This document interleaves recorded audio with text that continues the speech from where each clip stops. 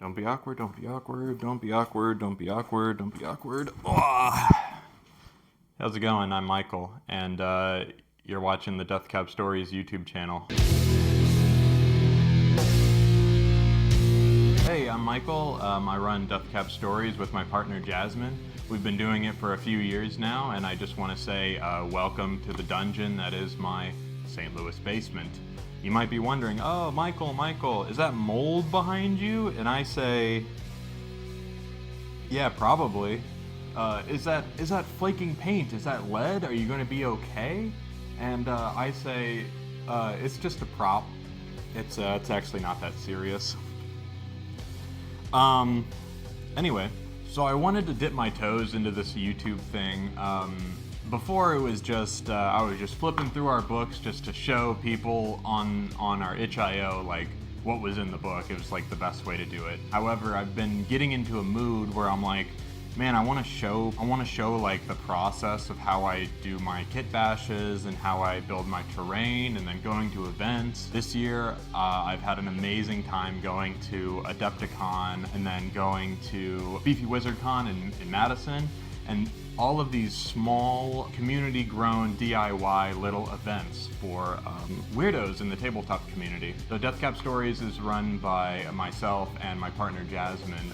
She does a lot of illustration for our stuff, and I do some writing. So we made a game called Whitechapel Occult Society. It's a Victorian mystery game. Lately, all of our energy has been focused on Splatter Night, which is a tabletop miniature agnostic skirmish game. There's plenty out there, but this is our crack at it. It's a game where you're kind of performing for an elder deity, so the most violent wins. This community that I found myself in is very much of a DIY spirit. I want to kind of embody that and show you how I do stuff. Oftentimes a lot of my kit bashes or a lot of my the way that I make my terrain or the way that we do our printing for our books, a lot of it is DIY, and we use what small resources we have to make something cool and get it on the table and do that for the community. In all reality, like, the community is why we do these things. Nobody's quitting their day job to do this, so this is just like a little introduction to myself. I'm trying to get used to being on camera. This is very strange for me.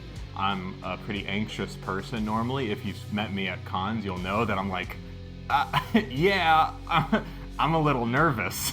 So this is breaking the ice. You're probably gonna see me a lot more as I do stuff. This basement honestly kind of smells, so we're going to go upstairs. So this is a judgment-free zone, right? Hope it is, because oh my lord, look at that.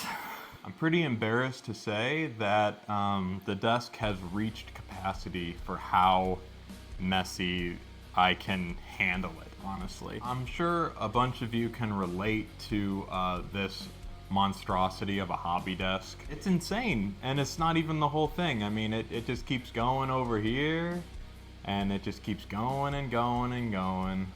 Hey, look at this. Recently I was making some terrain for Splatter Night. These are some ruined castle walls. In Splatter Night, a lot of the terrain is destroyed and moved around by the earth, so you get these sections of old ruined walls that once were. They've got the blood pools as well. These turned out really well. I'm really proud of them. Lately I've been messing around with like resin pours stuff, so here's a nice little blood lake, little display base for this little Splatter Night diorama. We just got back from Gen Con, so I was running Dollhouse Macabre and Whitechapel Occult Society. We had some great players during that. I was really happy about it. Some kit bashes that I did at Adepticon. Here is little spider guy. Leader, peasant, undead guy with a sickle.